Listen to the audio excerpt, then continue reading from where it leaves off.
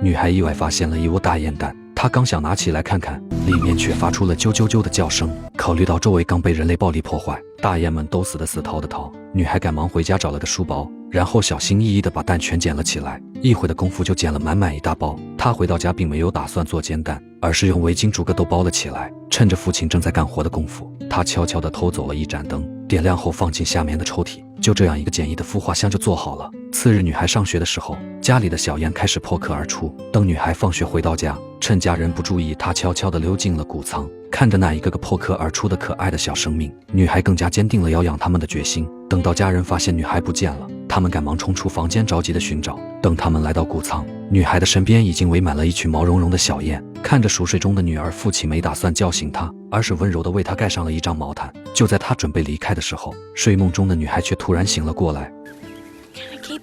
看着女儿那祈求的眼神，父亲只好答应了下来，因为他不想刚失去母亲的女儿再次伤心。然而他们所不知道的是，父亲的答应将彻底改变了女孩的一生。女孩名叫艾米，上个月某天的一个下雨的夜晚，跟母亲乘车外出办事的时候，不幸出了场严重的车祸。等艾米从昏迷中醒来，床尾趴着的是她10年未见的父亲。父亲是连夜从加拿大赶过来的，说是要带艾米回家。艾米顿时察觉到了不对劲。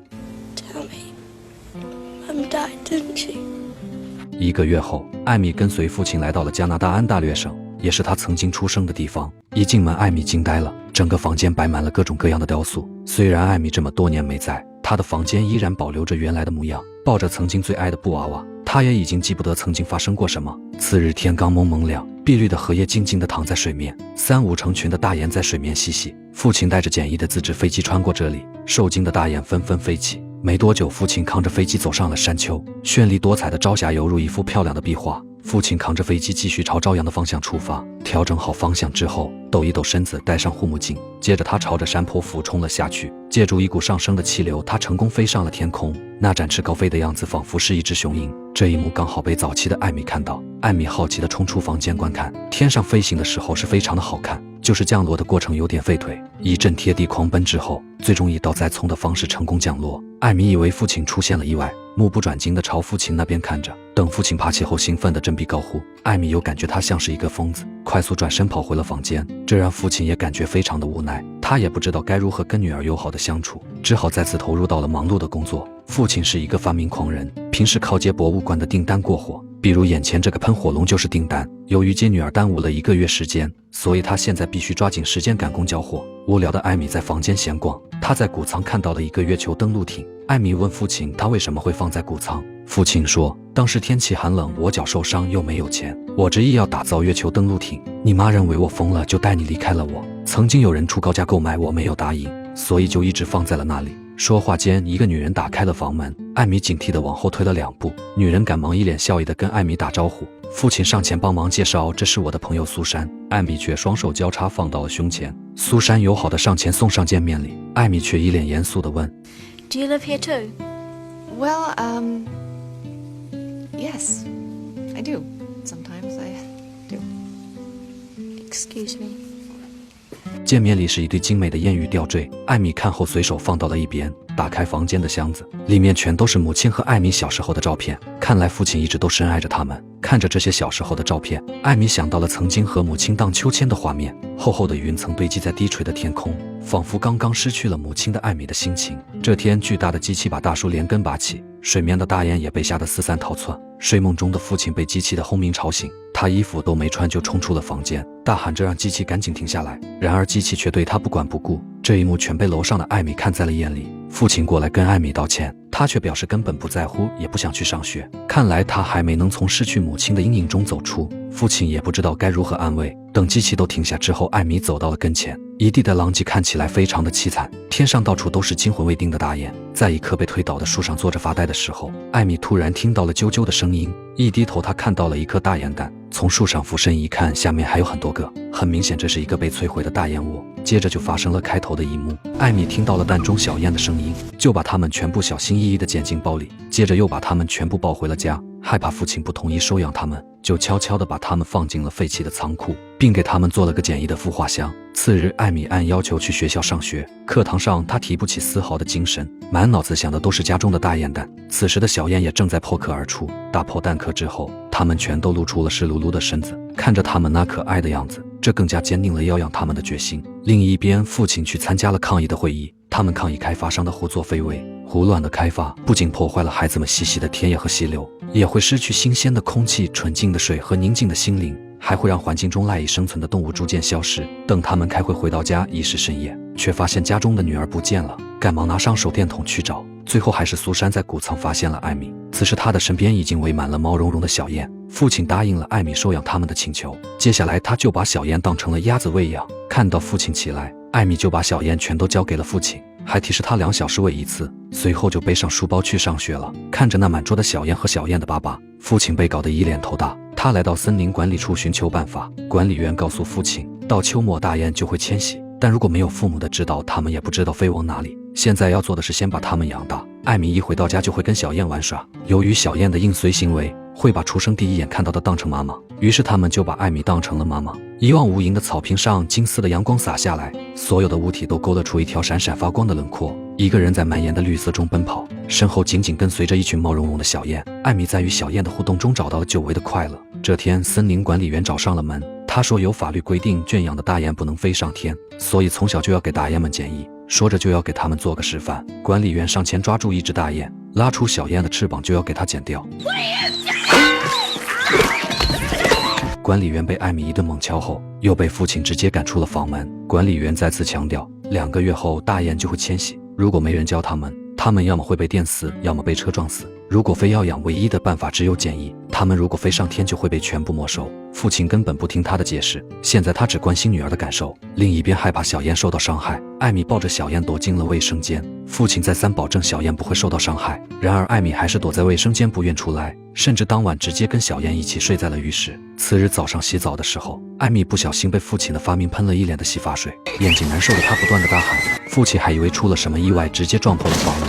结果还没来得及穿衣服的艾米叫得更凶了，好在苏珊及时赶了过来。艾米依然在大喊大叫，她抱怨父亲房间里布满了机关，抱怨父亲不该让管理员来给小雁检疫。苏珊告诉艾米，我知道我不能取代你母亲的位置，但如果你愿意，我们可以做朋友。朋友首先需要彼此信赖，我保证小雁会平安无事。艾米这才算平静了下来，此事也成功拉近了2人的关系。艾米穿衣打扮，小雁们就是最忠实的观众。看着艾米骑越野车带着小雁们玩耍，父亲突然有了个大胆的想法，他打算用飞机带大雁们迁徙，这样就不用再给他们检疫了。说干就干，父亲找好友一起给飞机装上了发动机，可惜起飞还没有多远，就再次坠落到了地上。好友认为这是发动机的马力不足，几天后他们又换上了一个动力强劲的发动机，这次飞行是没什么问题了，只是降落的时候还是有点费腿。艾米给每只小雁都取了名字，小毛、小呆、小牛、大约翰等等，还有一只腿脚不好的一只没取名，本来打算叫它小拐，又感觉不太好听，叔叔建议可以取名为伊果，那是科学怪人中一个厉害角色，并且伊果跟他一样都是腿脚不好。为了不至于因为降落导致双腿残废，父亲给飞机安装了3个轮子，再次测试起飞也非常的顺利。吃饭的时候，父亲说出了自己的计划，他打算用飞机带小雁们迁徙。开始艾米并不愿意，他认为大雁冬天可以住在谷仓里。父亲说，如果那样，他们跟坐牢没啥两样，他们的迁徙是本能，第2年还会回来的。最终艾米答应了下来，如果要父亲带他们迁徙，首先要解决的就是跟随的问题。父亲用一个简易的装置引导小雁，不管在他们面前怎么晃悠，小雁们始终都置之不理。最后在艾米的引导下，小雁们终于愿意跟着父亲走。看到这么多毛茸茸的小雁跟在身后，一时间把父亲开心的像个100多斤的孩子。几天后，为了引导他们飞翔，父亲又制作了一个可以展翅的大雁，他在前面跑，小雁们也在后面有模有样的张开翅膀。一段时间后，为了让他们适应飞机的轰鸣声，父亲用包装着有飞机轰鸣声的录音机在前面跑，小雁们都在后面快速地跟着。等小雁们适应了飞机的声音，此时的大雁们也羽翼渐丰，能够飞翔。这天父亲打算带他们上天，可当父亲的飞机飞出去之后，大雁们全都愣在了原地，根本不愿搭理天上飞着的父亲。就算艾米在后面驱赶也没有用，考虑到可能是艾米在身边，于是再次起飞的时候，艾米快速地躲进了边上的灌木丛。然而大雁们还是准确地找到了跟前，这让父亲感到非常的失望。计划如此的完美，结果却是这样。就在他们谈话的功夫，突然听到了飞机的轰鸣声，原来是艾米私自爬到了飞机上。当他驾驶着飞机离开地面的时候，大雁们全都跟着飞了起来。然而由于没有任何的操作经验，最后艾米驾驶着飞机一头撞到了围栏上。父亲看到快速地赶了过来，好在他并没有受到任何伤害。看着女儿大胆地玩着秋千，父亲又有了一个大胆的想法，再为女儿造一架飞机，到时候女儿跟着他，大雁跟着女儿就好了。苏珊感觉这太危险了，没想到他们的谈话被阁楼上的艾米听到了，她非常兴奋地表示这绝对是一个好主意。为了女儿的安全，造一架既容易驾驶又安全的好飞机就需要更多的资金。为了筹到造飞机的钱，父亲卖掉了他珍藏多年的月球登陆艇。很快，一架大雁一样的飞机就造好了。父亲抛弃了曾经只为实现女儿的愿望，他亲自指导艾米该如何转弯、如何起飞、如何着陆。没想到艾米学得非常的快，只用了很短的时间就能轻松驾驭飞行了。当艾米独自冲上天空的时候，奇迹出现了。大雁们的眼光紧跟着艾米，它们用嘴巴解开了笼子的系带，冲出笼子后都呼啦啦地展开了翅膀，争先恐后地向雁妈妈飞去。在湛蓝的天空下，两个巨大的滑翔机中间是一行一字排开的大雁，金色的阳光为它们开路，穿过树林，倒影在湖泊河流之中。夕阳的余晖为它们不仅让它们振翅高飞，化作一排希望的符号飘过天空。眼看秋风萧瑟，秋草渐黄，候鸟迁徙的日子一天天临近。迁徙计划的第一步已经完成，接下来就需要更加详细的计划，比如每天什么时候起飞，何时降落，每次休息多久，最后要飞去哪里。为了搞清楚最终目的地，叔叔专门去拜访了一位鸟类专家。当听到他们要用飞机引导迁徙，专家认为这简直是开国际玩笑。不过最终他还是成功被叔叔说服，专家为叔叔找了一块合适的地点，但冬天来此的候鸟逐年递减，这里也已经被开发商看上了。如果11月1日还没有候鸟飞到这里，这里也将会被开发掉。So if we're here by then, it's ours? No, not actually yours. The birds. Right. 所以这趟旅程不仅仅是南下，更是一次保卫自然的作战计划。既然位置定了，最后时间也定了，接下来就是更加详细的计划。他们的路线是从加拿大的农场开始飞越安大略湖，途经阿巴拉谢亚山脉，接着穿过纽约波托马克河，这中间大概需要1周的时间，所以留给他们的训练时间只剩下2天。接下来就是紧张的训练。由于大雁刚开始练习飞行没多久，他们飞行1个小时左右就会累，所以现在的主要训练就是增加飞行时间。艾米就开始从日出到日落，每天1刻都不停的飞行训练。只有跛脚的伊果在地上闷闷不乐。叔叔把对讲机拿到了伊果身边，最终在雁妈妈的声音鼓励下，伊果终于忽闪着翅膀飞了起来。然而由于首次飞行还掌握不好方向，伊果直接重重地撞到了艾米的飞机上，随后便直接坠入了茫茫林海之中，训练也不得不被迫终止。这晚所有人都打着手电在森林寻找，幸运的是他们最终找到了受伤的伊果，好在只是皮外伤，问题并不大。然而就在他们着急寻找的功夫，管理员却趁机来到了家里，把大雁全部装上车之后连夜给带走了。次日，叔叔和好友在森林管理处找到了大雁，看来择日不如撞日，他们打算今天就开始行动。艾米和父亲穿戴好装备，载着受伤的伊果准备起飞。看到一个管理员离开，他们开始了下一步计划。艾米和父亲驾驶飞机在空中时刻准备，叔叔用精湛的演技骗走了剩余管理员，好友趁机用钳子剪断了笼子外的铁索。当大雁全被放出来的时候，艾米和父亲驾驶着飞机准时经过这里。随着艾米一声呼喊，大雁们全都起飞跟了上去，护航伴飞计划由此正式起航。当飞机领着雁群飞过学校上空时，同学们知道是艾米来了，他们追到教室外，指着天空欢呼雀跃，眼里充满了向往。一会的功夫，他们已经飞过了小镇，来到了安大略湖的上空。湖面上，好友和苏珊驾驶小船为他们指引方向。他们需要飞越120英里的安大略湖，快要抵达对岸的时候，大雁们都已经累得不行了，他们必须找就近的地方进行降落。父亲幸运地发现了一个机场，然而他们所不知道的是，那是一个美军的军用机场。由于出发的时间紧急，他们没有提交飞行计划书，完全属于未经许可飞越国界。很快，美军雷达便检测到了他们，军方发现有不明飞行物靠近，立刻进入戒备状态，挂满导弹的战机随时准备着升空拦截。艾米和父亲带着一群大雁直接降落在了机场上，还没等他们反应过来，两人就被警员们直接按在了地上。将军见到他们怒火中烧，因为他们所有设备都被开启，还害得他们和同事要写一大堆报告。将军气愤地大发雷霆。And you're really sorry? 艾米却微笑着说 We promise we'll never do it again. 将军一时间露出了满脸的笑容，因为他也已经被他们的行为感动。所有的军人都抢着跟他们合照。次日，他们的新闻便上了头版头条。离开的时候，将军亲自为他们送行，那架势仿佛是送别前来视察的总统一般。他们的行为被各大媒体争相报道，这一行为也掀起了一场保护野生动物的舆论浪潮。2架小飞机带领着一群大雁，穿过乡间的小镇，色彩斑斓的原野，大雁们排成一列，为漫山遍野的枫叶林留下一串跃动的符号。在前方更是大片大片的野雁群，放眼望去，整个天空全是浩浩荡荡的迎风翱翔的大雁，就连搭乘专机的伊果也有了展翅飞翔的冲动。突然，一串刺耳的枪响打破了宁静，猎人的枪口对准了正在飞行的雁群。在他们的眼中，这些飞翔的大雁不过是餐桌上的一盘菜。为了避免雁群受到伤害，艾米驾驶着飞机直接冲到了雁群的前面。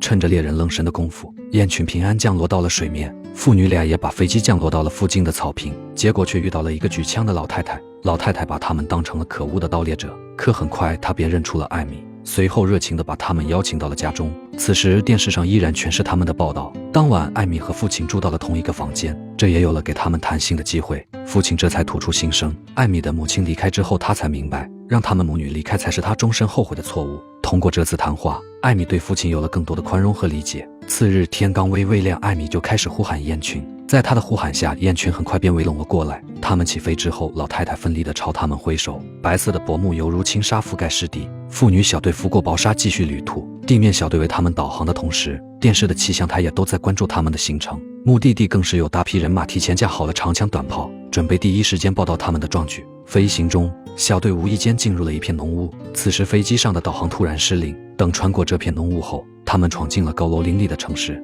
飞机带着雁群贴着大厦掠过，大家都停下手中的工作，争相观看这一奇妙壮观的景象。各大媒体的持续报道引起了大量爱鸟人士前来阻止开发商施工，双方为此僵持不下。此时此刻，金色的夕阳把机翼照得闪闪发亮，广袤的云也是绿色的画布。艾米和父亲一路高飞，和大雁们绘就了一幅壮美的画卷。父亲的飞机突然出现状况，顿时失去控制坠入农田。艾米看到后也赶忙紧急迫降，好在父亲只是肩膀脱臼，其他并无大碍。然而他却不能再驾驶飞机了，剩下最后1小时的路程只能由艾米独自完成。艾米害怕自己找不到路，父亲就鼓励他，你跟妈妈很像，都敢于实现自己的梦想，就算没人帮忙，你也有那股强大的力量。在父亲的一番鼓励下，艾米和父亲拥抱后重新上路。开发商看大雁一直没来，准备动工，鸟类专家直接坐到了车前方誓死抵抗。受伤的父亲在路边拦了一辆顺风车，提前来到终点等待艾米的降落。艾米徐徐飘过翘首期盼的小镇，路上的行人热烈高呼，为他们指引方向。他们的信念化作天地间的倒影，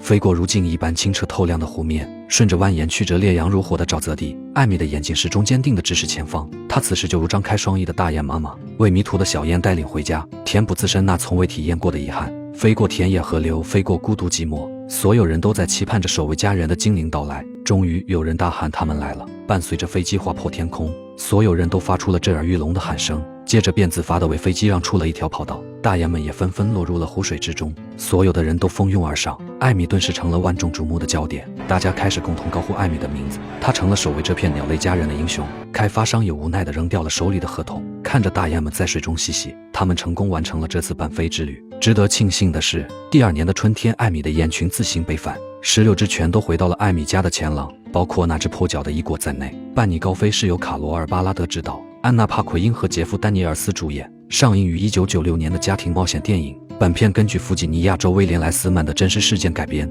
我们常常听到太多围绕自然的斗争性的新闻，争夺水源、争夺土地、争夺森林，可能是人与动物之间的，也可能是人与人之间的，仿佛自然永远是斗争关系的牺牲品。而这部电影却表现出了一种美好的寄望，大自然成为了人与人之间关系的融合剂，而那群小雁就是其中的一个缩影。正是他们让一个因为丧母而性格可能失衡的女孩重展笑颜，让一对父女的亲情走上正轨，更让他们用率真的心灵引导雁群穿越大地。伴随着这次飞跃，我们看到的是男女老少高低贵贱不分彼此的都为他们祝福，直到这场迁徙顺利的完成。现实中并不是每个人都如片中的人们那么温和友善，利欲熏心的商人也不会如片中那样轻易的善罢甘休，如同片中妇女一样愿为雁引路的人更是少之又少。但是直面现实常常需要的就是这样温暖的情绪滋润，让那么多人可以在人与自然和谐相处的种种路径下摆脱一次又一次挫折后的沮丧。因为哪怕看到一只大雁能在栖息地安然地度过一个冬天，也是令人欣慰的收获。所以有时候我们需要的正是这样的理想主义滋润，没有美化的景愿又何来向前的动力。